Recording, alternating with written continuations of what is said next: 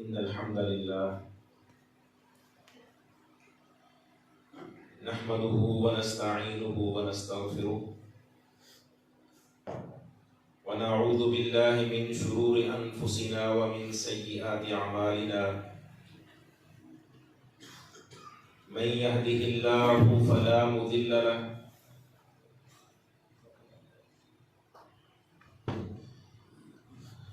ومن يضلل فلا هادي له وأشهد أن لا إله إلا الله وحده لا شريك له وأشهد أن محمدا عبده ورسوله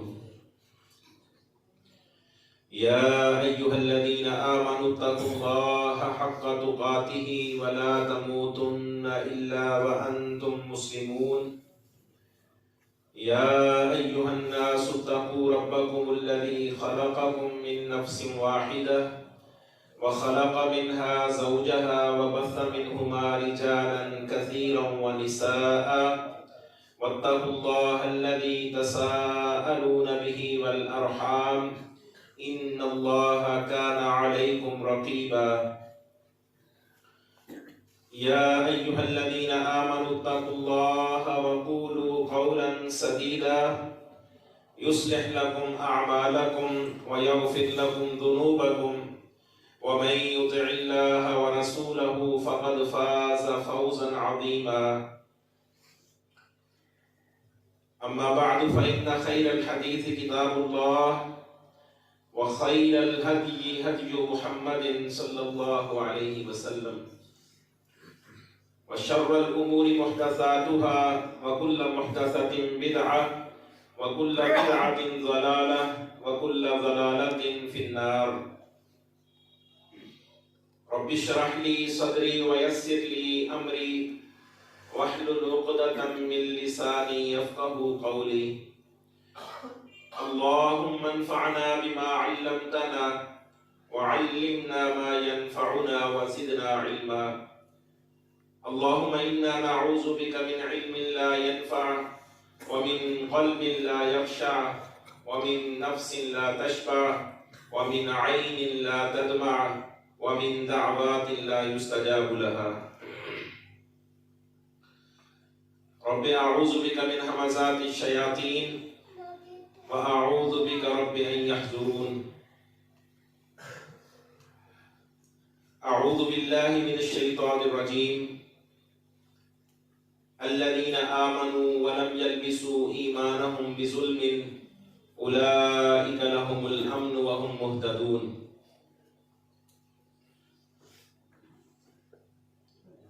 قال رسول الله صلى الله عليه وسلم لا تقوم الساعة حتى تلحق قبائل من أمتي بالمشركين وحتى تلحق تعبد قبائل من أمتي بالأوثان رواه الترمذي بسند صحيح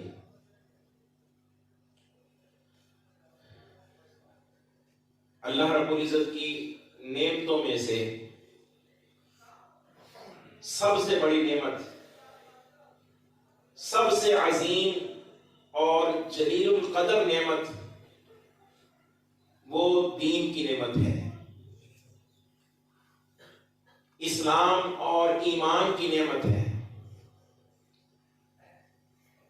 توحید کی نعمت ہے۔ یہ ایسی نعمت ہے کہ جس کے ساتھ انسان کی دنیا والی زندگی بھی اچھی ہوتی ہے اور آخرت والی زندگی بھی اچھی ہوتی ہے۔ اس نعمت کے ساتھ بندہ اللہ کا ولی اور اللہ کا دوست بن جاتا ہے۔ اللہ ولی الذین آمنوا، اللہ ایمان والوں کا دوست ہے، ولی ہے، اور یہ نعمت ہی جنت کی کنجی ہے۔ انبیاء اور رسولوں کو ہم دیکھیں، انہوں نے اسی نعمت کو دنیا کے اندر پھیلانے کے لیے، توحید کو عام کرنے کے لیے، ایمان اور اسلام کو بچانے کے لیے ہر طرح کی قربانیاں پیش کی۔ رشتے دار، عزیز و اقارب وہ دشمن بن گئے، اپنے علاقوں کو چھوڑ کر ہجرتیں کرنا پڑی تو اس کے لیے بھی تیار ہو گئے، زخمی ہونا، خون بہانا گوارا کر لیا، لیکن اس نعمت کو چھوڑنا گوارا نہ کیا۔ حتیٰ کہ بہت سارے انبیاء کو شہید کر دیا گیا، وہ اس نعمت کو چھوڑنے کے لیے تیار نہیں ہوئے۔ اس سے ثابت ہوتا ہے کہ اللہ رب العزت کو اسلام، ایمان، اپنی توحید اپنے انبیاء سے بھی زیادہ عزیز ہے۔ اللہ نے عرش کے اوپر اپنے انبیاء کا قتل ہونا، شہید ہونا دنیا کے اندر یہ گوارا کر لیا، لیکن اپنی توحید کا سرنگو ہونا یہ اللہ کو گوارا نہیں ہے۔ اللہ کے بندے، اللہ کے نبی شہید ہوتے ہیں تو ہو جائیں، لیکن توحید کا ڈنکا اس دنیا کے اندر بجنا چاہیے۔ ایمان کی، اسلام کی دعوت اللہ کے بندوں تک پہنچنی چاہیے۔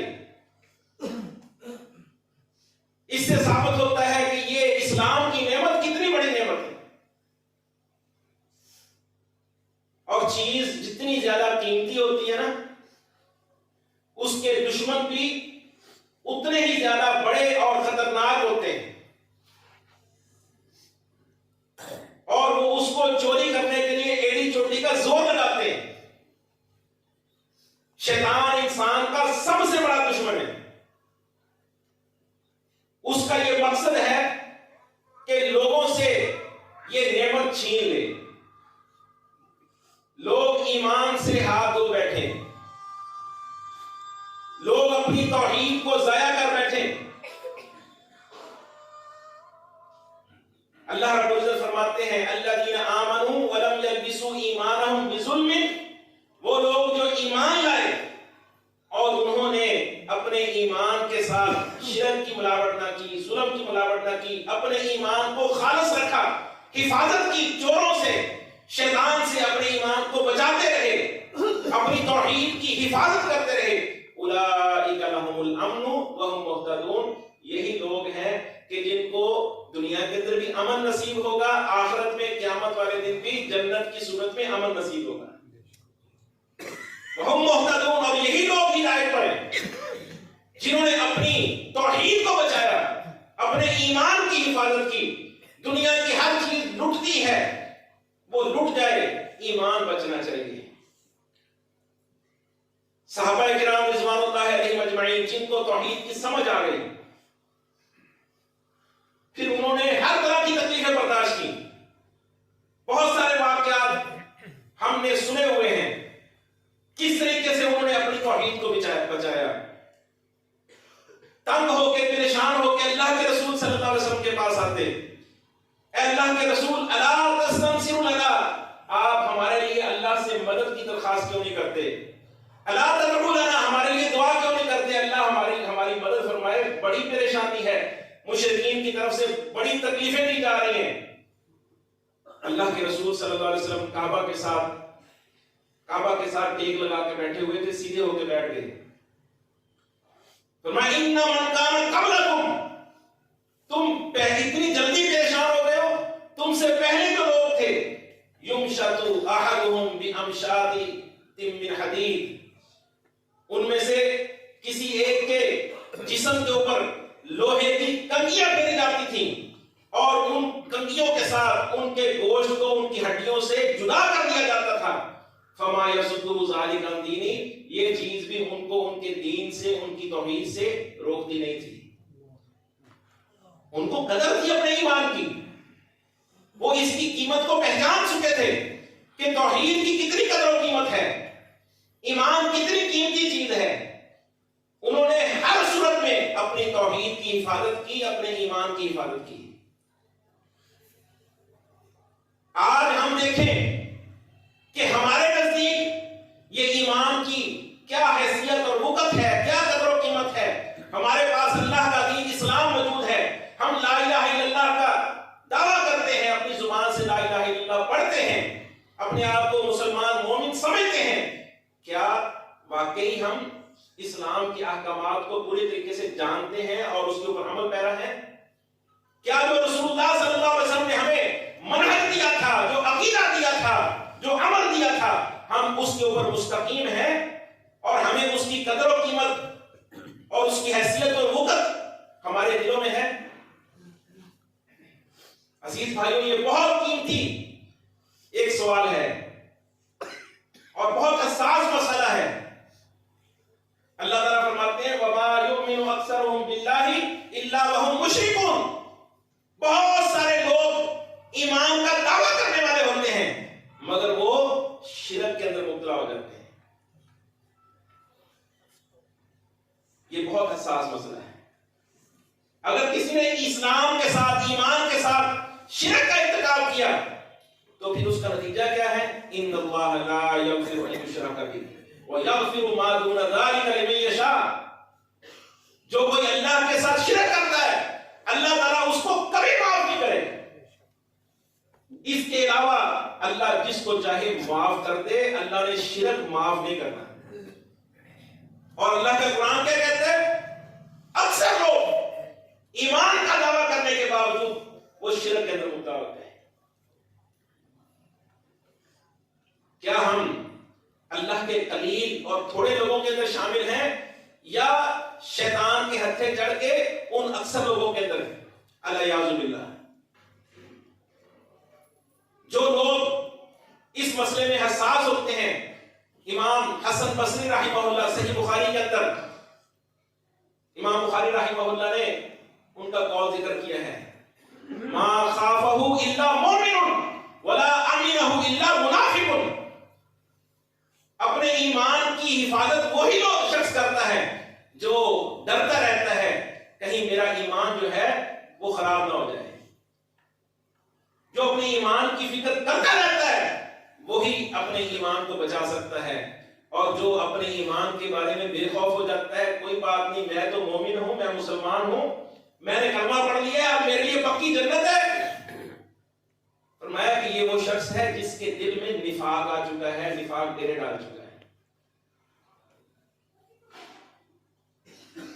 عزیز بھائیوں، ہمیں سب سے زیادہ، اپنے کاروبار سے بھی زیادہ، اپنے بیوی بچوں سے بھی زیادہ، حتیٰ کہ اپنے سانس لینے سے بھی زیادہ اس چیز کی فکر ہونی چاہیے کہ ہمارا ایمان کس درجے کا ہے، ہمارا ایمان محفوظ ہے یا پھر ہمارے ایمان کے اندر کوئی کسی قسم کے ظلم کی ملاوٹ ہو گئی ہے۔ سب سے پہلے تو ہمیں معلوم ہونا چاہیے کہ ایمان ہے کیا، اسلام کیا چیز ہے، ایمان کیا چیز ہے، اور کس چیز کے ساتھ بندہ مومن بنتا ہے، مسلمان بنتا ہے۔ یہ چیز سمجھانے کے لیے اللہ رب العزت نے جبریل علیہ السلام کو انسانی شکل میں رسول اللہ صلی اللہ علیہ وسلم کی مجلس کے اندر بھیجا۔ اصحاب رسول بیٹھے ہوئے ہیں، ایک آدمی آیا جس نے چٹے سفید کپڑے پہنے ہوئے ہیں، کوئی سفر کے نشانات اس کے اوپر نہیں ہیں، بال کالے سیاہ ہیں، لباس سفید ہے۔ اللہ کے رسول صلی اللہ علیہ وسلم کے سامنے آ کر وہ بیٹھ جاتا ہے، اپنے گھٹنوں کو اللہ کے رسول صلی اللہ علیہ وسلم کے گھٹنوں کے ساتھ ملا لیتا ہے اور آ کے سوال کرتا ہے، کہتا ہے مل ایمان یا رسول اللہ، اللہ کے رسول ایمان کیا ہے؟ آپ صلی اللہ علیہ وسلم ایمان کی وضاحت کرتے ہیں، الایمان ان تؤمن باللہ وملائکتہ وکتبہ ورسلہ۔ ایمان یہ ہے کہ تم اللہ کے ساتھ ایمان لاؤ، اللہ کا یقین کرو اور اس کے فرشتوں کا یقین کرو، اس کی کتابوں پر ایمان لاؤ، اس کے رسولوں پر ایمان لاؤ اور اس تقدیر کے اوپر ایمان لاؤ اور آخرت کے دن پر ایمان لاؤ۔ یہ 6 چیزیں اللہ کے رسول صلی اللہ علیہ وسلم نے ایمانیات کے اندر بیان فرمائی۔ اصحاب رسول بھی سن رہے ہیں، فرمایا یہ ایمان ہے۔ اور پھر دوسرا اس نے کہا صدقتا، آپ نے بالکل صحیح کہا۔ پھر اس نے سوال کیا مل اسلام یا رسول اللہ، اللہ کے رسول اسلام کیا ہے؟ آپ نے اسلام کے اندر 5 چیزیں بیان فرمائی، ان تعبد اللہ ولا تشرک بہ شیئا، کہ تو اللہ کی عبادت کرے اور اللہ کی عبادت میں کسی کو شریک نہ بنائے. وَتُقِيمَ الصَّلَاةَ تو نماز قائم کرے. وَتُؤْتِي الزَّكَاةَ تو زکات ادا کرے. وَتَصُومُ رَمَضَانَ وَتَحُجُّ الْبَيْتَ تو بیت اللہ کا حج کرے اور رمضان کے روزے رکھے. یہ 5 چیزیں اسلامیات کے اندر شامل ہیں. گویا کہ اسلام اور ایمان ان میں کل 11 چیزیں رسول اللہ صلی اللہ علیہ وسلم نے بیان فرمائی. پھر آگے اس نے اور بھی سوال کیا, احسان کے بارے میں سوال کیا, اور قیامت کب قائم ہوگی, اس کی نشانیاں کیا ہیں, یہ سوال کیا. آخر میں رسول اللہ صلی اللہ علیہ وسلم نے بیان فرمایا, جب وہ آدمی سوال کر کے اور جواب پوچھ کے چلا گیا تو اللہ کے رسول نے فرمایا کہ یہ جبریل تھے. اتاکم یعلمکم دینکم, یہ آئے تھے تمہیں تمہارا دین سکھانے کے لیے. گویا کہ یہ 11 چیزیں دین ہیں, اور ان 11 چیزوں کا ایک مسلمان کی زندگی میں پورا ہونا ضروری ہے. اللہ پر ایمان سب سے بنیادی اور سب سے بڑی چیز ہے, اور وہ اللہ کی توحید کے بغیر نہیں ہے, اللہ کی وحدانیت کے بغیر نہیں ہے. جو شخص لا الہ الا اللہ پڑھتا ہے وہ اللہ سے یہ عہد کرتا ہے, اقرار کرتا ہے, یا اللہ تیرے علاوہ کوئی معبود نہیں ہے, کوئی عبادت کے لائق نہیں ہے, میری ہر قسم کی عبادت صرف تیرے لیے خاص ہے, میں کسی قسم کی کوئی عبادت بھی کسی اور کے لیے نہیں کروں گا. خواہ عبادت وہ دل کی عبادت ہو, قلبی عبادت ہو, مالی عبادت ہو, بدنی عبادت ہو, وہ کسی قسم کی عبادت ہو, لسانی عبادت ہو, وہ ساری کی ساری عبادت میں تیرے لیے کرتا ہوں. دل کے اندر خوف ہوتا ہے, امید ہوتی ہے, توکل ہوتا ہے, بھروسہ اعتماد کرنا ہوتا ہے, دل کے اندر اخلاص ہوتا ہے, یا اللہ یہ ساری کی ساری جو چیزیں ہیں صرف تیرے ساتھ خاص, تیرے علاوہ تجھ سے زیادہ کسی اور سے نہیں ڈروں گا. والذین آمنوا اشد حبا للہ, جو ایمان والے ہوتے ہیں وہ سب سے زیادہ ڈر اور خوف اپنے رب کا رکھتے ہیں. یہ ایمان کی نشانی ہے. اگر اللہ کے کو چھوڑ کر غیر اللہ کا خوف بڑھ گیا, زیادہ ہو گیا, گویا کہ اللہ کی محبت کے اندر یہ شرک ہو گیا. اللہ کو چھوڑ کر غیر اللہ کا خوف, غیر اللہ سے زیادہ امید لگاتے, گویا کہ وہ اللہ کی عبادت چھوڑ کے غیر اللہ کی عبادت کر رہا ہے. اس نے لا الہ الا اللہ کی نفی کر دی. وہ زبان کی باتیں ہوں, دعا ہے, فریاد ہے, استغاثہ ہے, وہ ساری عبادات صرف اللہ کے لیے, اللہ ہی کو پکارنا, اللہ ہی سے استغاثہ کرنا, اللہ ہی سے دعا کرنا, مصیبت میں, مشکلات میں صدا بنانا صرف اللہ کو. اگر غیر اللہ کو فریاد کرے گا, غیر اللہ سے استغاثہ دعا کرے گا, تو گویا کہ لا الہ الا اللہ کی نفی ہوگی. یا علی مدد, یا رسول اللہ مدد, یا فلاں مدد, یا فلاں مدد کے نعرے لگا رہا ہے, تو پھر یہ زبان سے لا الہ الا اللہ بھی پڑھتا ہے اور غیر اللہ کے نعرے بھی لگا رہا ہے, تو اس نے اللہ کے ساتھ غیر اللہ کو شریک کر کے لا الہ الا اللہ کی نفی کر دی. وہ مالی عبادت ہو, جانور ذبح کرنا ہے, زکات ہے, صدقہ ہے, نظر و نیاز ہے, چڑھاوے ہیں, یہ صرف اور صرف اللہ کے لیے. یعنی جو چیز بھی بندہ اللہ کو راضی کرنے کے لیے کرتا ہے, جو عمل کرتا ہے, وہ عبادت ہے, اور وہ غیر اللہ کے لیے نہیں ہو سکتی. بدنی عبادت ہے, رکوع ہے, سجدہ ہے, نماز ہے, روزہ ہے, یہ صرف اور صرف اللہ کے لیے ہے. غیر اللہ کے لیے کرے گا تو لا الہ الا اللہ کی نفی ہو جائے گی.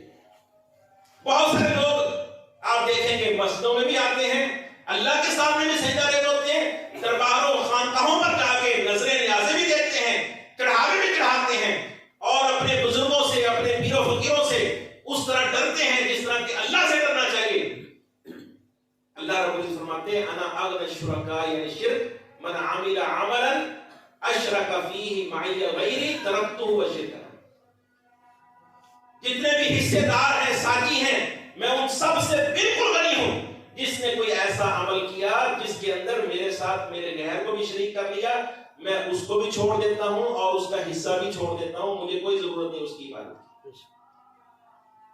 گویا کہ وہ لا الہ الا اللہ پڑھنے کے ساتھ, اسلام اور ایمان کا دعویٰ کرنے کے ساتھ اپنی اس توحید کو ضائع کر چکا ہے,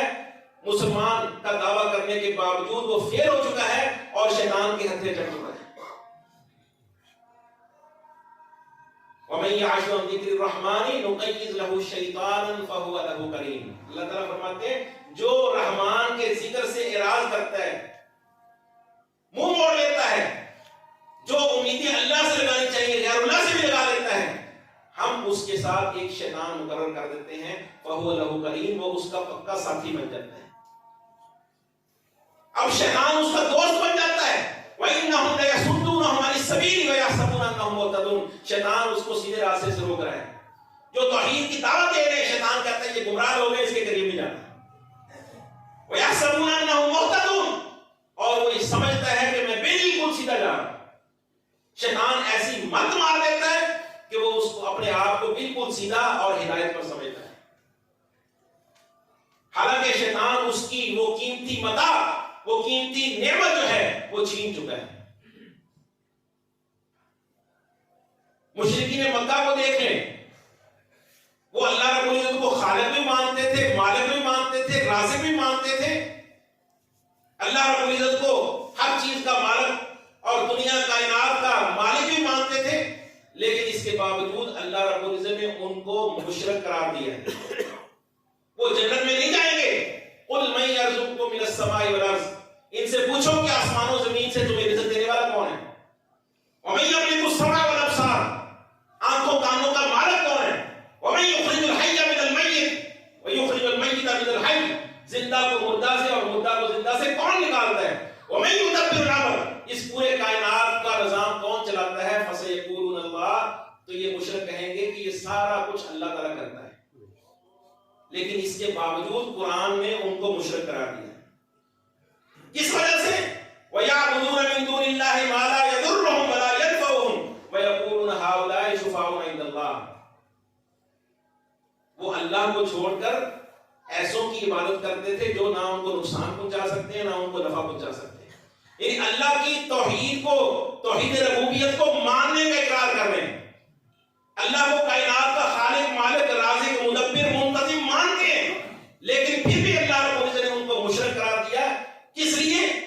کہ وہ اللہ کو چھوڑ کر ایسوں میں نفع اور نقصان کی طاقت مانتے تھے جو نفع نقصان کے مالک نہیں ہیں، اور دلیل ان کی کیا تھی؟ ہؤلاء شفعاؤنا عند اللہ، کہ یہ اللہ کے ہاں ہمارے سفارشی ہیں۔ گویا کہ اللہ کو مدبر ماننا، منتظم ماننا، اللہ کو ہر قسم کے اختیارات کا مالک ماننا، اللہ کی ساری صفات کو مان کر پھر ایسی ہستیوں کو کھڑا کرنا جن کو اللہ تو نہیں مانا لیکن اللہ کے ہاں سفارشی ماننا ہے، یہ بھی شرک ہے کہ یہ اللہ کے ہاں ہماری سفارش کریں گے، یہ پہنچی ہوئی سرکاریں ہیں، یہ بزرگ ہیں، یہ وہ ہستیاں ہیں جو اللہ کے مقرب ہیں، اللہ ان کی سنتا ہے، یہ اللہ سے ہمیں لے کر دیتی ہیں۔ اس طرح کا عقیدہ رکھ کے ان کو سفارشی ماننا، یہ اللہ رب العزت نے اس کو شرک قرار دیا ہے۔ من ذا الذی یشفع عنده الا باذنہ، کون ہے جو اللہ کے ہاں اللہ کی اجازت کے بغیر سفارش کر سکے؟ اللہ رب العزت نے تو ہر قسم کی شفاعت کی نفی کی ہے کہ میری اجازت کے بغیر میرے ہاں کوئی بھی سفارش نہیں کر سکتا، اور یہ اپنی مرضی سے سفارشی کھڑے کر لینا، شفاعت کا عقیدہ رکھنا کہ یہ ہماری سب شفاعت کرے گا، یہ ہمیں بخشوا کے لے جائے گا، اور طرح طرح کی کہانیاں جس سے ان کے ناموں کے ساتھ گڑھ لینا، اور پھر اپنے آپ کو موحد، مسلمان، مومن سمجھنا، اور لا الہ الا اللہ کا اقرار کرنے کی وجہ سے اپنے لیے جنت کو پکا سمجھنا، یہ صرف اور صرف شیطان کا دھوکہ ہے، اور شیطان اس کی عظیم نعمت کو، عظیم سرمایہ کو چرا کے لے جا چکا ہے، اور یہ اپنے آپ کو سمجھتا ہے کہ میں پکا مسلمان ہوں۔ اور پھر بہت سارے لوگ آپ دیکھیں گے جو غیر اللہ کے لیے علم غیب کا عقیدہ رکھتے ہیں، نجومیوں کے لیے، کاہنوں کے لیے، استخارے کے نام پر جنہوں نے اپنی دکانیں کھولی ہیں، اور وہ غیب کی خبریں بتاتے ہیں کہ آئندہ تمہارے حالات یہ ہوں گے، یہاں پر شادی کرو گے ناکام ہوگی، یہاں پر یہ کاروبار کرو گے کامیاب ہوگا، اس طرح کی دکانیں کھول کے لوگوں کو غیب کی خبریں دے رہے ہیں۔ غیب کی خبریں دینے والا بھی اپنے آپ کو مسلمان کہتا ہے، اور وہاں پر جا کے پوچھنے والا بھی اپنے آپ کو مسلمان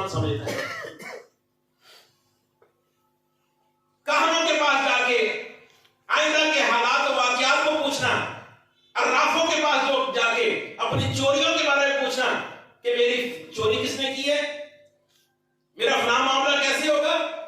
رسول اللہ صلی اللہ علیہ وسلم نے فرمایا من اتا عرافا، جو چوریاں بتلانے والے کے پاس جاتا ہے اور فصدقہ بما یقول، سوال کرتا ہے اور جو کچھ اس نے کہا اس کو سچا مان لیتا ہے، دل سے سمجھتا ہے کہ یہ شاید سچ ہی کہہ رہا ہے، اس کو سچ مانتا ہے، لم تقبل له فقد کفر بما انزل علی محمد صلی اللہ علیہ وسلم، جو کچھ محمد صلی اللہ علیہ وسلم پر نازل ہوا ہے اس کا اس نے انکار کر دیا، اس نے کفر کر دیا، سمجھتا اپنے آپ کو مسلمان ہے، اللہ کے رسول فرماتے ہیں وہ کفر کر چکا ہے، قرآن و حدیث کا وہ کافر ہو چکا ہے۔ اور دوسری حدیث میں فرمایا من اتا کاہنا او عرافا، جو کاہن کے پاس جاتا ہے، جو آئندہ کے حالات بتاتا ہے، چوریاں بتلاتا ہے، فسالہ عن شیء، اس کے پاس جا کے کسی چیز کا سوال بھی کر لیتا ہے، لم تقبل له صلاۃ 40 یوما، 40 دن تک اس کی نماز اللہ قبول نہیں کرتا۔ سچا سمجھے یا نہ سمجھے، اس سے جا کے سوال کر لینا، اس سے جا کے پوچھ لینا کہ یہ کام میرا کس نے کیا ہے، میرا یہ معاملہ کیسے ہوگا۔ اللہ کو اتنا غصہ آتا ہے کہ اللہ 40 دن تک اس کی نماز قبول نہیں کرتا۔ سورہ نمل آیت نمبر 65 میں اللہ رب العزت نے کیا فرمایا؟ قل لا يعلم من في السماوات والارض الغیب الا اللہ، ان سے کہہ دو، واضح کر دو، آسمانوں میں زمین میں کسی قسم کا کوئی غیب ہے اللہ کے سوا کوئی نہیں جانتا۔ یہ سارے مکار ہیں، جھوٹے ہیں جو علم نجوم کا دعویٰ کرتے ہیں، ٹیلی ویژن کے اوپر چینلوں کے اوپر بیٹھ کے علم نجوم کا دعویٰ کرنے والوں کو بلایا جاتا ہے، مسلمان اس کو سنتے ہیں، بلانے والا بھی مسلمان ہے، اور جو علم نجوم کا دعویٰ کرنے والا ہے، جو آیا ہے اور غیب کی خبریں دیتا ہے، سیاسی حالات بتاتا ہے، آئندہ کون وزیر اعظم ہوگا، کس کی حکومت ہوگی، کون کامیاب ہوگا، کون ناکام ہوگا، یہ خبریں دینے والا بھی اپنے آپ کو مسلمان کہتا ہے، سننے والے بھی اپنے آپ کو مسلمان سمجھتے ہیں۔ اگر سننے والے کے دلوں میں یہ بات آ گئی کہ یہ واقعی سچ معلوم ہوتا ہے، یہ سچا ہے، وہ بھی کافر ہو چکا ہے۔ قرآن پڑھتا ہے کہ آسمان و زمین میں اللہ کے علاوہ کوئی غیب نہیں جانتا، اس آیت کا کفر کرنے کی وجہ سے، اس آیت کا انکار کرنے کی وجہ سے کہ فلاں بھی غیب جانتا ہے، فلاں نے بھی صحیح خبر دی ہے، وہ انکار کر چکا ہے اور وہ اپنے آپ کو مسلمان سمجھتا ہے۔ اللہ کے رسول صلی اللہ علیہ وسلم نے ایک دن سفر کے اندر بارش ہوئی، رات بارش ہوئی، دن کے وقت اللہ کے رسول صلی اللہ علیہ وسلم نے فرمایا کہ اللہ تعالیٰ نے فرمایا اصبح عبادی مؤمن بی وکافر بالکواکب، میرے کچھ بندے ہیں جنہوں نے صبح کی ہے میرے ساتھ ایمان لا کر اور ستاروں کے ساتھ کفر کر کے، اور کچھ وہ بندے ہیں جنہوں نے اس حالت میں صبح کی ہے کہ میرے ساتھ انہوں نے کفر کیا ہے اور ستاروں کے ساتھ وہ ایمان لائے۔ پھر رسول اللہ صلی اللہ علیہ وسلم نے وضاحت فرمائی کہ وہ لوگ جنہوں نے یہ کہا کہ رات مطرنا بنوئی قضا و قضا، فلاں اور فلاں ستارے کی وجہ سے بارش ہوئی ہے، وہ ستاروں کے ساتھ ایمان لائے ہیں اور انہوں نے اپنے رب کے ساتھ کفر کیا ہے۔ اور جنہوں نے یہ کہا مطرنا بفضل اللہ و برحمتہ، اللہ کے فضل اور اللہ کی رحمت سے بارش ہوئی ہے، ستاروں کی کوئی تاثیر نہیں ہے بارش کے اندر، اور دنیا کے حالات کے اندر ستاروں کا کوئی عمل دخل نہیں ہے، وہ اللہ کے ساتھ اپنے رب کے ساتھ ایمان لائے ہیں اور ستاروں کے ساتھ انہوں نے کفر کیا، انہوں نے اپنا ایمان بچایا۔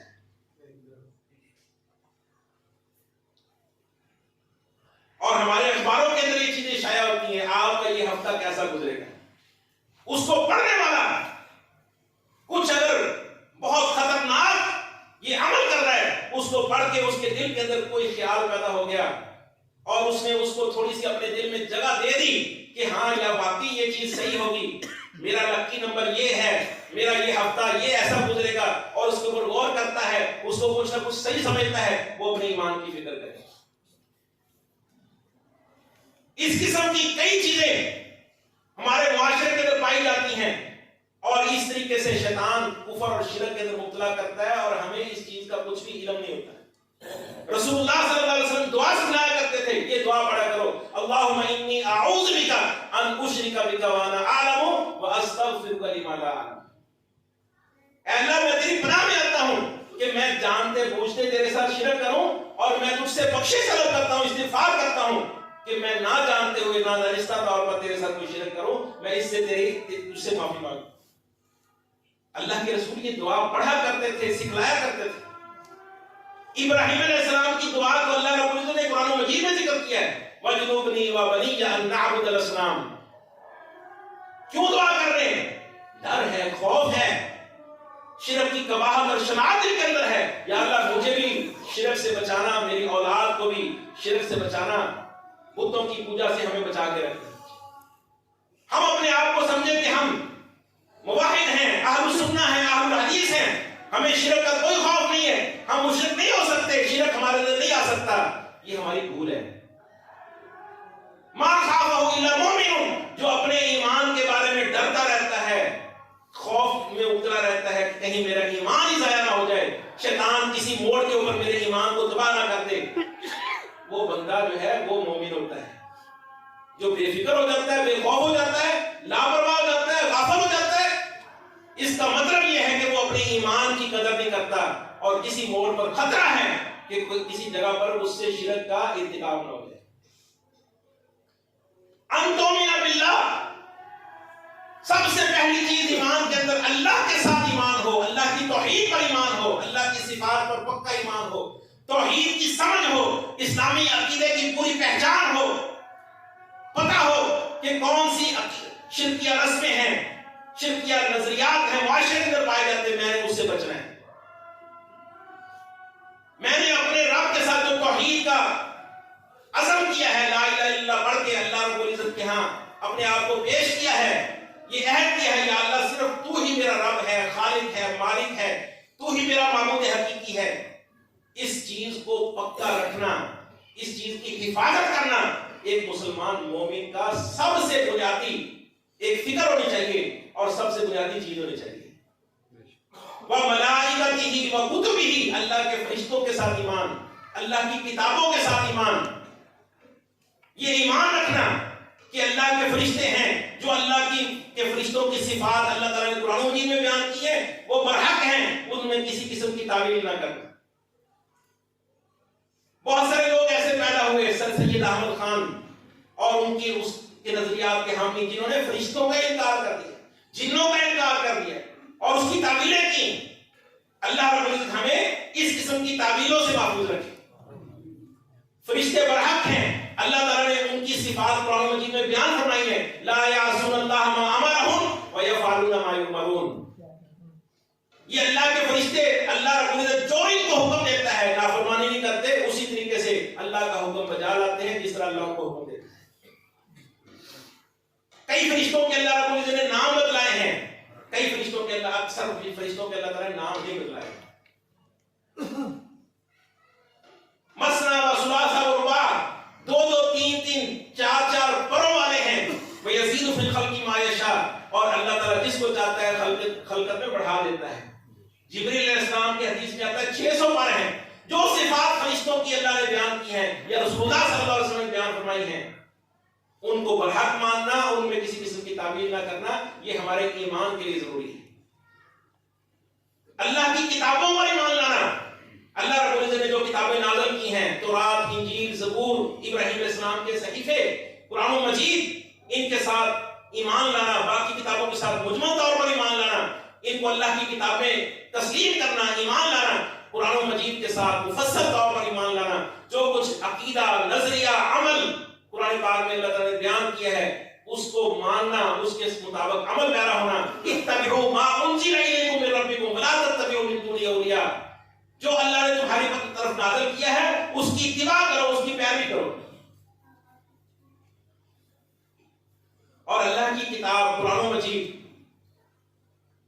تورات، انجیل، زبور، قرآن مجید کے بعد تورات، انجیل، زبور کی نہیں چلے گی، حالانکہ وہ اللہ کی کتابیں ہیں، وہ اللہ کی نازل کردہ کتابیں ہیں، اللہ کی انبیاء پر نازل ہوئی ہیں، وہ کتابیں نہیں چلے گی۔ تو ہمارے ہاتھوں سے لکھی ہوئی طرح طرح کی فقہ کی کتابیں قرآن مجید کے ساتھ وہ کیسے چل سکتی ہیں؟ لیکن ہمارے مسلمانوں نے وہ چلائی ہے۔ قرآن و حدیث کے ساتھ تورات، انجیل نہیں چل سکتی،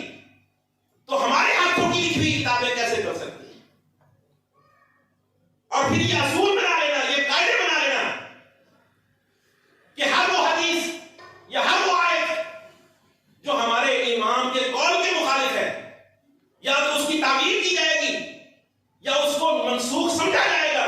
یہ کتنی بڑی گستاخی ہے. یہ ایک قسم کا قرآن کا انکار نہیں ہے. اصول بنا لینا، باقاعدہ فقہ کے اصول ان کو سمجھنا،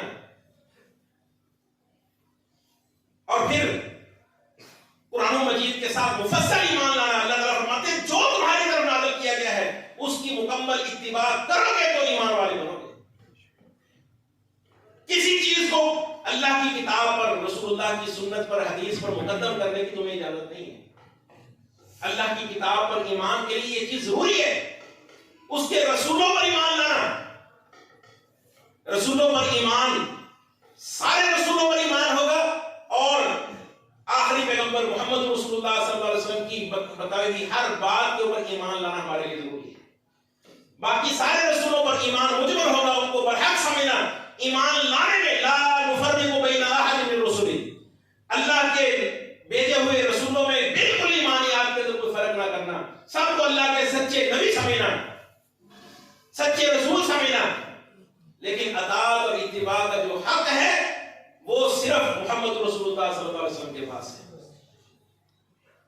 لو کان موسیٰ حیا ما وسعہ الا اتباعی، فرمایا کہ اگر موسیٰ علیہ السلام بھی زندہ ہو کر آ جائیں ان کے لیے بھی میری اتباع کے بغیر چارہ نہ ہو. ان کے لیے بھی ضروری ہے کہ وہ میری اتباع کریں. جب اللہ کے رسول صلی اللہ علیہ وسلم اس دنیا کے اندر مبعوث ہو گئے ہیں، بھیج دیے گئے ہیں، تو صرف اور صرف اتباع کے لائق جو ہستی ہے وہ محمد رسول اللہ صلی اللہ علیہ وسلم ہے. دوسرے انبیاء آتے ہیں وہ بھی آپ کی اتباع کریں گے، اپنی نبوت اور اپنی رسالت کی دعوت نہیں دیں گے. جب اللہ کے رسول کے ہوتے ہوئے کسی نبی کی نہیں چل سکتی تو اللہ کے رسول کے ہوتے ہوئے کسی اور امام کی، کسی پیر کی، کسی بزرگ کی کیسے چل سکتی ہے؟ جب اللہ کے رسول صلی اللہ علیہ وسلم کی مان کر ہم سارے انبیاء کے ساتھ ایمان رکھتے ہیں، ان کی گستاخی نہیں ہوتی، تو اللہ کے رسول صلی اللہ علیہ وسلم پر ایمان لا کے دوسرے جو ائمہ ہیں ان کی گستاخی کیسے ہوگی؟ ان کا بندہ گستاخ کیسے ہو گیا؟ اگر کوئی شخص، اللہ تعالیٰ فرماتے ہیں یا ایھا الذین آمنوا لا تقدموا بین یدی اللہ ورسولہ، اے وہ لوگوں جو ایمان کا دعویٰ کرتے ہو اللہ اور اس کے رسول سے آگے مت بڑھو. جب اللہ کے رسول کی حدیث آ جاتی ہے، اللہ کے رسول کا فیصلہ سامنے آ جاتا ہے، آپ کا قول فعل فتویٰ سامنے آ جاتا ہے، تو تمہیں کسی اور کا، غیر نبی کا قول فعل فتویٰ سامنے پیش کرنے کی اجازت نہیں ہے. واتقوا اللہ، اللہ سے ڈر جاؤ. اگر تم یہ عمل کرتے ہو تو تمہیں اللہ سے ڈر جانا چاہیے. ان اللہ سمیع علیم، اللہ تمہاری باتوں کو سن بھی رہا ہے اور تمہارے ان اعمال کو جانتا بھی ہے. پھر دوبارہ فرمایا یا ایھا الذین آمنوا لا ترفعوا اصواتکم فوق صوت النبی، ایمان والو اپنی آوازوں کو نبی کی آواز سے بلند کرنے کی اجازت نہیں ہے. نبی کی مجلس ہو، کوئی امتی ہو رسول اللہ صلی اللہ علیہ وسلم کا، اور وہ اپنی آواز اللہ کے رسول کی آواز سے بلند کر لے، اس کا ساؤنڈ اللہ کے رسول کی آواز سے بلند ہو جائے، اللہ تعالیٰ فرماتے ہیں وَلَا تَجْهَرُوا لَهُ بِالْقَوْلِ كَجَهْرِ بَعْضِكُمْ لِبَعْضٍ أَن تَحْبَطَ أَعْمَالُكُمْ، پھر تمہارے عمل ضائع ہو جائیں گے. سارے نبی کی آواز پر اگر تمہاری آواز بلند ہوتی ہے تو سمجھ لو کہ تمہارے سارے عمل برباد ہو گئے. جب اللہ کے رسول کی آواز پر آواز بلند کرنے سے سارے عمل برباد ہوتے ہیں تو اللہ کے رسول صلی اللہ علیہ وسلم کی حدیث کے مقابلے میں کسی کا قول فعل فتویٰ پیش کرنے سے عمل کیسے باقی رہے؟ اور اس کو ایمان کی شرط قرار دیا ہے. 2 مرتبہ اللہ نے فرمایا یا ایھا الذین آمنوا، وہ لوگ جو ایمان لائے ہو، ایمان کا دعویٰ کرتے ہو، تمہارے لیے رسول اللہ کی ذات کی اور ان کی حیثیت کو پہچاننا ضروری ہے، ان سے آگے بڑھنے کی تمہیں اجازت نہیں ہے. اور بہت سارے لوگ آپ کو وہ بھی ملیں گے جو نبی صلی اللہ علیہ وسلم کے بعد کوئی اور رسول اور نبی تو نہیں کھڑا کرتے، اللہ کے رسول کو خاتم النبی یہ نہیں سمجھتے ہیں، لیکن یہ سمجھتے ہیں کہ ہمارے 12 امام رسولوں سے کی طرح ہی معصوم ہیں، رسولوں والی صفات ہی ان کے اندر پائی جاتی ہیں، اور حتیٰ کہ یہ سمجھتے ہیں اور کھلا کھلا اپنی تقریروں میں یہ دعوے کرتے ہیں کہ آدم علیہ السلام سے لے کر عیسیٰ علیہ السلام تک جتنے بھی انبیاء ہیں وہ مفضول ہیں، ہمارے 12 امام ان سے زیادہ افضل ہیں، ان سے بڑھ کر ہیں، ان کو انبیاء کے رتبے اور درجے سے بھی بلند کر دیا، اور انبیاء کی طرح ان کو ساری صفات بھی مانی، اور انبیاء کی طرح ان کو معصوم علی خطا بھی سمجھا، لیکن صرف زبان سے یہ نہیں کہا کہ وہ نبی ہیں، بلکہ یہ عقیدہ رکھا الامامۃ فوق النبوہ، جو امامت ہے وہ نبوت سے بھی اوپر والا درجہ ہے، تاکہ نبوت کے اوپر، ختم نبوت کے اوپر بھی کوئی حرج نہ ہو، کوئی ضرر نہ پڑے، اور ہمارا عقیدہ بھی اس طریقے سے پھیل جائے۔ آپ کو ایسے لوگ بھی ملیں گے، کیا ان کا رسولوں پر ایمان ہے؟ رسول اللہ صلی اللہ علیہ وسلم کی حیثیت کو انہوں نے مانا ہے؟ اللہ کے رسول کی صفات کو انہوں نے سمجھا ہے؟ تو اللہ کے رسول پر اور دوسرے رسولوں پر ایمان لانے کے لیے یہ ضروری ہے کہ سب پر ایمان رکھا جائے، اور ایمان میں کسی پر فرق نہ کیا جائے، اور رسول اللہ صلی اللہ علیہ وسلم کی مکمل طور پر اطاعت اور اتباع کی جائے، جس طرح کے صحابہ کرام رضوان اللہ علیہم اجمعین نے کر کے دکھایا ہے۔ اللہ پر ایمان، اس کے فرشتوں پر ایمان، اس کی کتابوں پر ایمان، اس کے رسولوں پر ایمان، اور اس کی تقدیر کے اوپر ایمان۔ تو من بالقدر خیرہ و شرہ، تو اچھی اور بری تقدیر کے اوپر ایمان رکھے۔ اللہ تعالیٰ فرماتے ہیں ما اصاب من مصیبت فی الارض ولا فی انفسکم الا فی کتاب من قبل ان نبرأها، زمین کے اوپر تمہیں کوئی مصیبت آتی ہے، کوئی پریشانی آتی ہے، تمہارے نفسوں کے اندر کوئی تکلیف، کوئی مصیبت آتی ہے، اللہ رب العزت نے اس کو تمہاری زمین کو پیدا کرنے سے پہلے، تمہارے نفسوں کو پیدا کرنے سے پہلے ہی سب کچھ لکھ رکھا ہے، اس کو طے کر رکھا ہے۔ اور رسول اللہ صلی اللہ علیہ وسلم نے فرمایا خلق اللہ مقادیر الخلق السماوات والارض، اللہ رب العزت نے آسمانوں اور زمین کی ساری تقدیروں کو لکھ دیا ہے۔ کب لکھا ہے؟ قبل ان یخلق السماوات والارض ب50,000 سنہ، آسمان و زمین کو پیدا کرنے سے بھی 50,000 سال پہلے ہی اللہ نے سب کچھ لکھ دیا، اور فرمایا ان اول ما خلق اللہ القلم، اللہ رب العزت نے سب سے پہلے قلم کو پیدا کیا، یعنی زمین و آسمان کی پیدائش سے 50,000 سال پہلے اللہ نے قلم کو پیدا کیا، اور قلم کو حکم دیا اکتب، لکھ دے۔ اس نے کہا کیا لکھوں؟ فرمایا کہ جو کچھ قیامت تک ہونے والا ہے، جزیات اور کلیات سب کچھ لکھ دے۔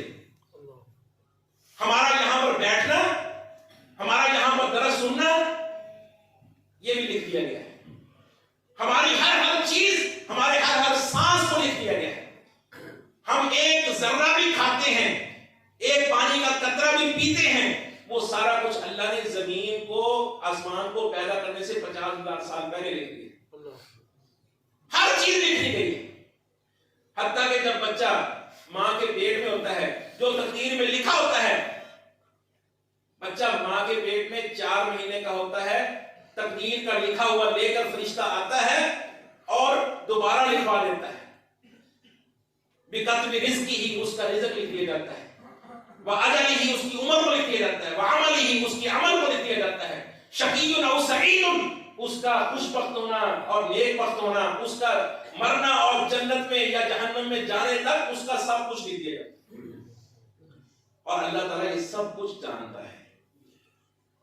اس چیز کے اوپر ایمان رکھنا، مجھے کوئی خیر پہنچتی ہے، مجھے کوئی مال و دولت ملتا ہے، مجھے کوئی آرام، سہولت، فراوانی نصیب ہوتی ہے، یہ بھی پہلے سے لکھی ہوئی ہے، اس پر اترانے کی ضرورت نہیں ہے، قانون بننے کی ضرورت نہیں ہے۔ جس نے کہا تھا انما اوتیتہ علی علم عندی، یہ جو میرے پاس جتنا بھی مال ہے یہ میرے اپنی مہارت کا نتیجہ ہے، یہ میرا فن ہے، یہ میری مہارت ہے، یہ میری خوبی ہے، یہ میری مہارت کی وجہ سے، میرے علم کی وجہ سے مجھے ملا ہے۔ قانونیت یہ تقدیر کے خلاف ہے۔ ہمارے پاس جو سہولت ہے، جو آسانی ہے، हमारी कोई खूबी नहीं है, ये तकदीर पर ईमान है। अगर कोई मुसीबत आती है, तो तकलीफ आती है, परेशानी आती है, माली तौर पर बंदे को नुकसान हो जाता है, तो वो उसको भी अपनी तकदीर समझे कि अल्लाह रब्बुल इज्जत की तरफ से ये लिखा गया था, ये मुझे नुकसान पहुंचना था, मैं जितने मर्जी हीले कर लेता, जो मर्जी कर लेता, जो नुकसान मुझे पहुंचना है वो पहुंचना है, उसको मैं किसी सूरत में टाल नहीं सकता। ये अकीदा रखना मजबूत, इसको दिल के अंदर मजबूती से बैठा लेना, ये मुसलमान का जो ये अकीदा है तकदीर के साथ, ये मुसलमान को बहादुर बनाता है, अल्लाह रब्बुल इज्जत के साथ इसका रिश्ता ताल्लुक मजबूत करता है। कुल लन युसीबना इल्ला मा कतबल्लाहु लना हुवा मौलाना, ए नबी इनसे कह दो, अगर सहाबा को तकलीफें आई हैं, परेशानी आई हैं, लन युसीबना इल्ला मा कतबल्लाहु लना, हमें कोई मुसीबत आएगी, कोई तकलीफ आएगी तो सिर्फ वही आएगी जो अल्लाह ने हमारे लिए लिख दी है। वो हमारा मौला है, वो हमारा दोस्त है, और हमारा उसी के ऊपर तवक्कुल है। ये तकदीर का मसला इंसान को बहादुर बनाता है, और इंसान एक मुसलमान, एक मोमिन, उसके जहन में होता है कि अल्लाह का ये वादा है, वनब्लूकुम बिश्शर्रि वल खैरि फितना, कि हम तुम्हें शर के साथ, खैर के साथ, आसानियों, फरावानियों, सहूलतों के साथ, परेशानियों के साथ, नुकसानात के साथ हम तुम्हें आजमाएंगे। ये अल्लाह का वादा है। अगर तो हमें परेशानी आ रही है, ये भी अल्लाह की आजमाइश है। अगर हमें कोई सहूलत पहुंच रही है, कोई आसानी आ रही है, ये भी अल्लाह की आजमाइश है। अल्लाह की आजमाइश के मुख्तलिफ तरीके हैं, इसमें हमारा कोई कमाल नहीं है। अगर हमें कोई नेमत मिलती है और अल्लाह की तरफ से कोई मुसीबत आती है, तो वो भी क़द्दरल्लाहु मा शाअ फ़अल, वो अल्लाह की तकदीर थी, अल्लाह ने जो चाहा वैसे किया। अजीज भाइयों, ये तकदीर का अकीदा अगर इसके ऊपर ईमान नहीं है तो बंदा ईमान वाला नहीं है, मुसलमान और मोमिन नहीं है। अगर उसका इस तकदीर के ऊपर इस तरीके से ईमान नहीं है, और बहुत सारे मुसलमान मोमिन ईमान का दावा करने वाले आपको वो लोग मिलेंगे, जब कोई मुसीबत आती है, कोई परेशानी आती है, नुकसान हो जाता है, अल्लाह के गिले शिकवे उनकी जुबानों पर होते हैं, अल्लाह से शिकायतें कर रहे होते हैं, मखलूक के सामने अल्लाह की शिकवे और शिकायतें करते हैं, अल्लाह के बारे में बदगुमानी का, सुए ज़न्नी का शिकार होते हैं। और बहुत सारे ऐसे लोग भी आपको मिलेंगे जो मुसीबत, परेशानी आने पर, नुकसान होने पर रिश्तों का तकद्दुस भी ज़हन में रखते, अपनी बहन को, अपनी बेटी को, अपनी बहू को कोसते होते हैं, तेरी वजह से हुआ है, जब से तू आई है हमारे घर के अंदर हमें नुकसान ही हो रहा है। रिश्तों का तकद्दुस भी बवाल कर देते हैं, ये मेरे हमसाये की वजह से, हमसाये बहुत बुरे हैं, इस वजह से मुझे नुकसान हो रहा है, ये मेरे रिश्तेदार हैं, जब उनकी नजर पड़ी है मेरी नेमत पर, मेरी दौलत पर, मुझे नुकसान ही हो रहा है। यानी अल्लाह की तकदीर पर ईमान नहीं है, और इस चीज को, नुकसान की वजह जो है, अपने रिश्तेदारों को, अपने हमसायों को, अजीजों को, बहन बेटी को, बहू को करार दे रहे हैं। ऐसे जाहिल भी मिलेंगे।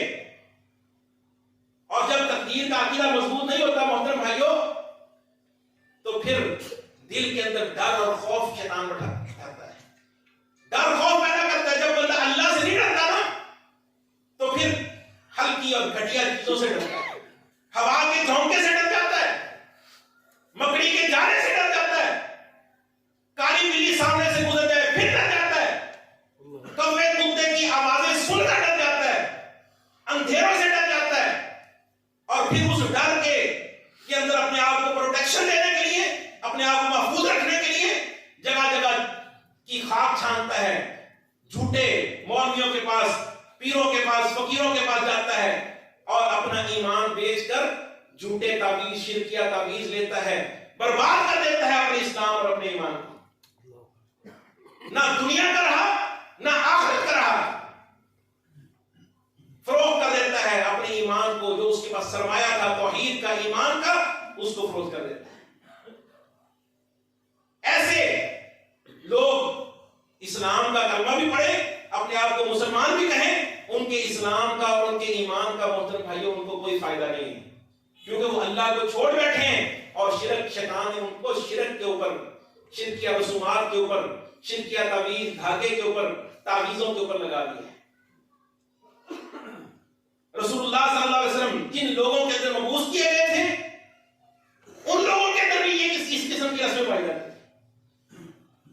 وہ بھی جانوروں سے بدشگونی لیتے تھے، پرندے کو اڑاتے، جو کوئی کام کرنا ہوتا پرندے کو چھوڑتے، اگر دائیں طرف گیا ہے تو سمجھتے کہ یہ کام ہمارے لیے اچھے شگون والا ہے، برکت والا ہے، کہ وہ کام کر لیتے، پھر چھوڑتے، اگر بائیں طرف جاتا ہے وہ سمجھتے کہ یہ کام ہمارے لیے منحوس ہے، نحوست والا ہے، اس کام کو کرنے سے رک جاتے۔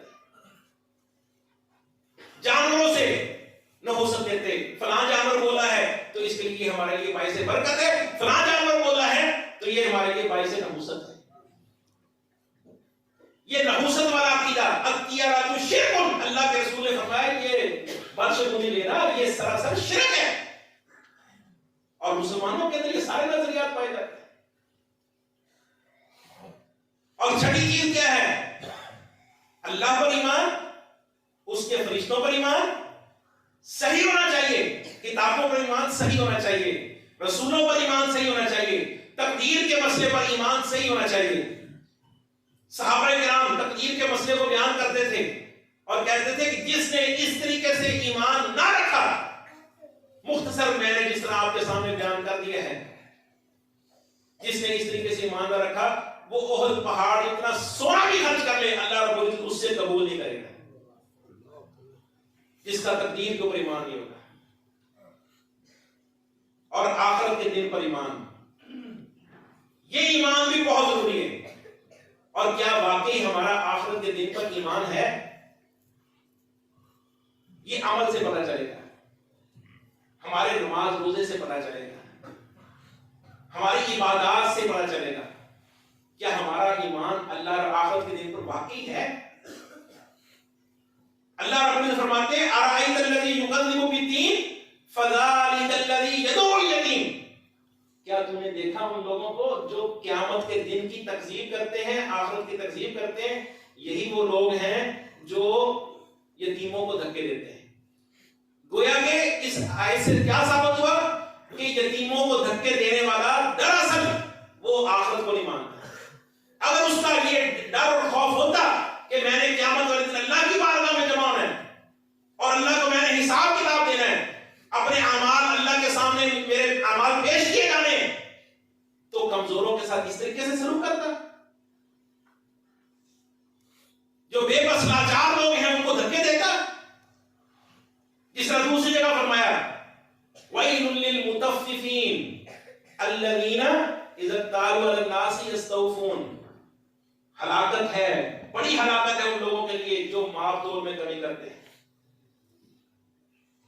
جب وہ کوئی کسی سے تول کر لیتے ہیں، ماپ کر لیتے ہیں، تو پھر پورا پورا لیتے ہیں، یستوفون، پورا لیتے ہیں۔ وَإِذَا كَالُوهُمْ أَوْ وَزَنُوهُمْ يُخْسِرُونَ، جب دوسروں کو تول کر دیتے ہیں یا ماپ کر دیتے ہیں تو خسارہ ڈالتے ہیں، ڈنڈی مارتے ہیں۔ یہ کیوں کرتے ہیں؟ ماپ تول میں کمی کرنا۔ اللہ رب العزت نے کیا فرمایا؟ الا یظن اولئک انہم مبعوثون، جو ماپ تول میں کمی کرنے والے ہیں، ڈنڈی مارنے والے ہیں، کیا یہ سمجھتے نہیں ہیں کہ قیامت والے دن ان کو پیش کیا جانا اللہ کے سامنے؟ کوئی ڈر خوف نہیں ہے ان کے دل میں؟ الا یظن اولئک انہم مبعوثون، اٹھائے جائیں گے قیامت والے دن، اللہ کے سامنے پیش ہوں گے۔ اس سے کیا ثابت ہوا محترم بھائیوں؟ اس سے یہ ثابت ہوا جو لوگ اس طریقے سے اللہ کی نافرمانیاں کرتے ہیں، معصیت کرتے ہیں، ماپ تول میں کمی کرتے ہیں، حرام خوری کرتے ہیں، سود خوری کرتے ہیں، دراصل آخرت میں قیامت والے دن اٹھائے جانے پر ان کا مضبوط ایمان نہیں ہے، بہت کمزور سا ایمان ہے۔ مثال کے طور پر نماز کے بارے میں رسول اللہ صلی اللہ علیہ وسلم نے فرمایا کہ بین الرجل و بین الشرک ترک الصلاۃ، آدمی کے اور شرک اور کفر کے درمیان جو چیز ہے وہ نماز کا فرق جو ہے وہ نماز کو چھوڑنا ہے۔ اگر کوئی شخص نماز چھوڑ دیتا ہے وہ کفر اور شرک کے ساتھ مبتلا ہو جاتا ہے۔ اگر کسی شخص کا یہ عقیدہ ہو مضبوط، جس کا ایمان ہو کہ میں نماز چھوڑوں گا میں کافر اور مشرک ہو جاؤں گا، کفر اور شرک کے اندر جا کے مل جاؤں گا، کیا وہ کبھی نماز چھوڑے گا؟ اچھا، دوسری حدیث ابن حبان کے اندر رسول اللہ صلی اللہ علیہ وسلم نے فرمایا من حافظ علیہا، جو اپنی نمازوں کی محافظت کرتا ہے. کانت لہو نورن و برہان و نجات یوم القیامہ، اس کی نماز اس کے لیے قیامت والے دن نور کا، روشنی کا باعث ہوگی، برہان کا باعث ہوگی، اس کے لیے پکی دلیل ہوگی جنت میں جانے کی. جنت میں جانے کا سرٹیفکیٹ اس کے ہاتھ میں ہوگا نماز کی صورت میں. وَنَجَاتِ یوم القیامہ، اور جہنم سے بچنے کی، نجات پانے کی صورت بھی اس کے لیے ہوگی. وہ نماز کی وجہ سے، نماز کی محافظت کی وجہ سے جہنم کی آگ سے بچ جائے گا. اور آگے فرمایا وَمَن لَّمْ يُحَافِظْ عَلَيْهَا، جو نمازوں کی محافظت نہیں کرتا. اللہ نے 5 نمازیں فرض کی ہیں، 3 پڑھتا ہے، 4 پڑھتا ہے. جو 3 4 پڑھتا ہے وہ اللہ کا نافرمان ہے. اس نے اللہ کی ڈیمانڈ کو پورا نہیں کیا. اللہ کا حکم تھا کہ 5 نمازیں فرض ہیں، تو یہ 1 نماز، 2 نمازیں، 3 نمازیں چھوڑ کر اللہ کا سخت اور بہت بڑا نافرمان بن رہا ہے. اور رسول اللہ صلی اللہ علیہ وسلم نے کیا وحی سنائی ہے؟ من لم يحافظ علیہا، جو نمازوں کی محافظت نہیں کرتا، لم یکن لہ نور ولا برہان ولا نجات یوم القیامہ، نہ قیامت میں اس کو روشنی نصیب ہوگی، اندھیروں میں رہے گا، اور نہ اس کے پاس برہان اور سرٹیفکیٹ ہوگا جنت میں جانے کا، اور نہ ہی وہ جہنم کی آگ سے نجات پا سکے گا. وَكَانَ يَوْمَ الْقِيَامَةِ مَعَ قَارُونَ وَفِرْعَوْنَ وَحَامَانَ وَأُبَيِّ بْنِ خَلَفٍ، اور قیامت والے دن قارون، فرعون، حامان، ابی بن خلف، جو بڑے بڑے کافر تھے، انبیاء کے دشمن تھے، جنہوں نے انبیاء کے ساتھ مقابلہ کیا، جنگیں کی، ان کی صف میں اس بے نماز کو بھی کھڑا کر دے رہا ہے. اگر کسی شخص کا اللہ کے رسول صلی اللہ علیہ وسلم کی اس فرمان پر ایمان ہے اور سمجھتا ہے کہ قیامت قائم ہونی ہے، کہیں میں کافروں کی صف میں نہ کھڑا ہو جاؤں اور میرے ہاتھ میں جنت میں جانے کا کوئی سرٹیفکیٹ نہ ہو، جہنم کی آگ سے بچنے کے لیے کوئی میرے پاس کوئی دلیل نہ ہو. جس بندے کا آخرت کے دن پر ایمان ہے کہ اللہ نے مجھے کھڑا کرنا ہے، کیا وہ کبھی نماز چھوڑے گا؟ اگر کوئی نماز چھوڑتا ہے، اس کا مطلب ہے کہ اس کا آخرت کے اوپر پکا ایمان نہیں ہے، اس کے دل میں یہ یقین نہیں ہے کہ اللہ کے سامنے بھی کھڑا ہونا ہے.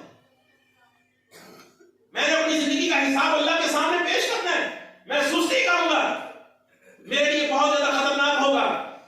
کوئی پتہ نہیں ہے کس وقت میری جان نکل جائے. لوگ مر رہے ہیں، میں جنازے میں پڑھتا ہوں، قبرستان میں بھی جاتا ہوں، میری بھی باری ہر صورت میں آنے والی ہے. میں اللہ کے سامنے کھڑا ہوں گا، بے نمازی ہوں گا، میرا کیا بنے گا؟ اگر کسی کا اس چیز پر پکا ایمان ہے تو سمجھ لے کہ وہ نماز پوری قائم کرے گا. اگر نماز قائم نہیں کرتا، سمجھ لو کہ آخرت کے دن پر اس کا ایمان انتہائی کمزور ہے. قرآن مجید میں اللہ تعالیٰ فرماتے ہیں والذین یکنزون الذھب والفضة ولا ينفقونها فی سبیل اللہ، وہ لوگ جو خزانے جمع کر کر کے رکھتے ہیں اور اللہ کے راستے میں اس کو خرچ نہیں کرتے، اللہ کا حق زکات کی عشر کی صورت میں نہیں نکالتے، فبشرہم بعذاب علیم، خوشخبری دے دو ان کو دردناک عذاب کی. بہت جلد قیامت کا دن قائم ہوگا، آخرت آئے گی، دردناک عذاب کے اندر ان کو مبتلا کیا جائے گا. اور کیسے؟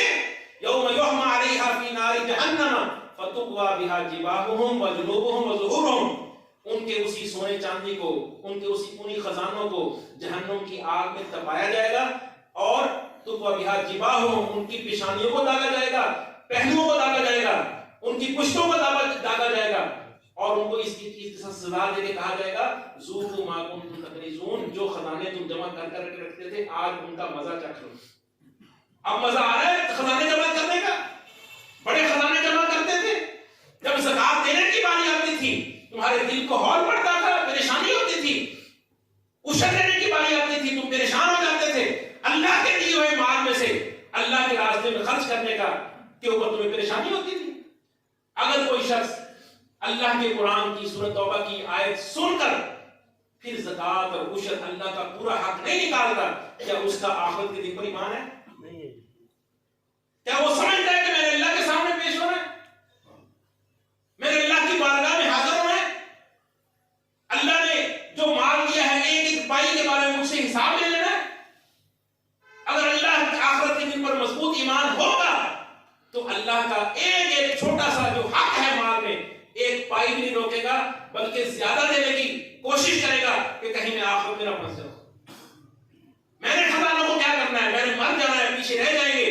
یہ خزانہ دنیا مال و دولت، یہ دنیا کا مال ہے، یہ پیچھے رہ جائے گا، میں اپنی آخرت کیوں برباد کروں؟ کیا ایسے لوگ پوری زکات دینے والے مسلمان، اسلام کا کلمہ پڑھنے والے یہ زیادہ ہیں یا زکات نہ دینے والے زیادہ ہیں؟ نماز 5 وقت کی پڑھنے والے ان کی تعداد زیادہ ہے یا سستی کرنے والوں کی تعداد زیادہ ہے؟ آپ دیکھ رہے ہیں آخرت کے دن پر کن کا ایمان ہے؟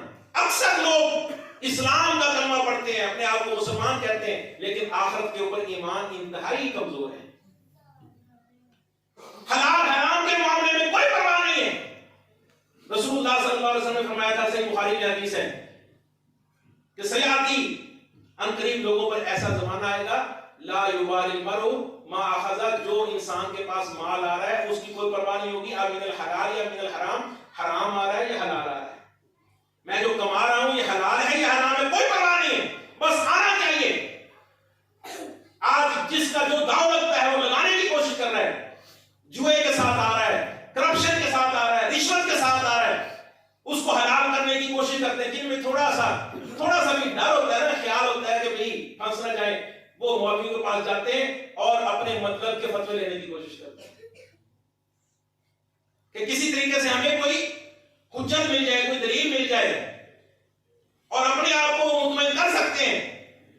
اللہ رب العزت کو مطمئن نہیں کر سکتے، ہر طرح کے فتوے مل جائیں گے، ہر حرام چیز کو حلال کرنے کے فتوے دینے والے لوگ موجود ہوں گے، لیکن اندر جو مفتی بیٹھا ہے، رسول اللہ صلی اللہ علیہ وسلم نے فرمایا تھا استفتِ نفسک، اپنے اندر سے پوچھو، اپنے نفس سے فتویٰ لو، یہ تمہیں اندر سے صحیح بتائے گا۔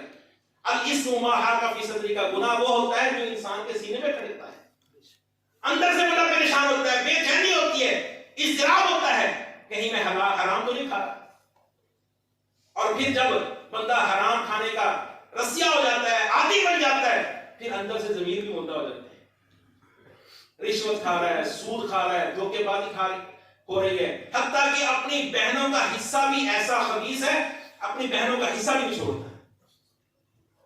جو وراثت میں اللہ نے حصہ رکھا ہے، اللہ تعالیٰ نے بڑی سخت وعید سنائی ہے، بہنوں کا بھی حصہ ہے، بھائیوں کا بھی حصہ ہے، بیٹوں کا بھی حصہ ہے، بیٹیوں کا بھی حصہ ہے، طرح طرح کے ہیلوں بہانوں کے ساتھ، بھئی ان کا کمایا ہوا ہے، یہ انہوں نے کمایا ہے، اس طرح کے طرح طرح کے بہانوں کے ساتھ اپنی بیٹیوں کا حصہ پامال کرتا ہے۔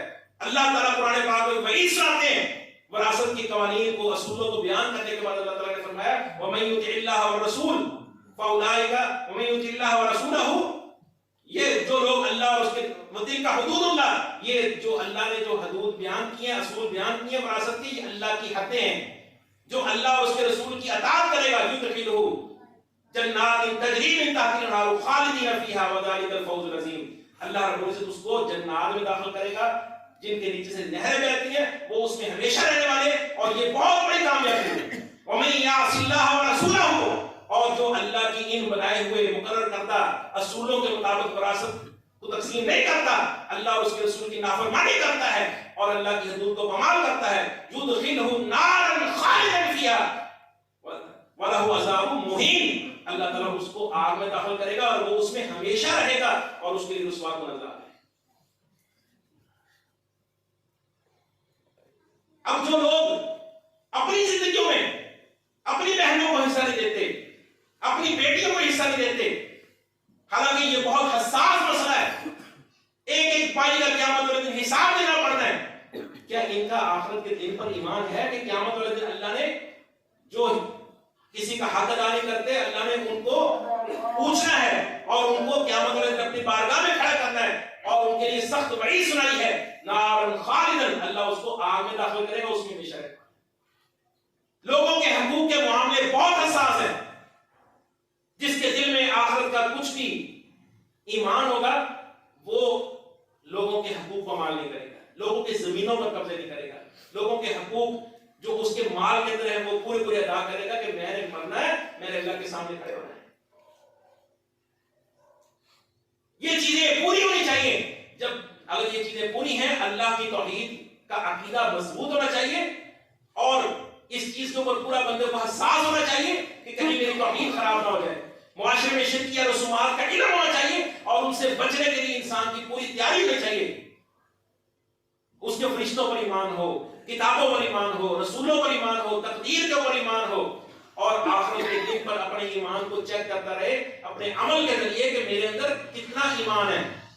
اگر میں عملی طور پر مضبوط ہوں، میرے اندر اللہ کا کوئی ڈر خوف ہے، اللہ کے سامنے کھڑے ہونے اور حاضری دینے کا کوئی ڈر خوف ہے میرے اندر، اس چیز کو بھی چیک کرتا رہے، پھر بندہ مسلمان ہے. وگرنہ لاکھ کلمہ پڑھتا رہے، اپنے آپ کو مطمئن کرتا رہے، لا الہ الا اللہ کا ورد کرتا رہے، اگر اس کے مطابق اس کا عقیدہ نظریہ نہیں ہے تو مرتے وقت بھی اس نے کلمہ پڑھ لیا ہے، وہ اپنی کامیابی کو امید رکھے.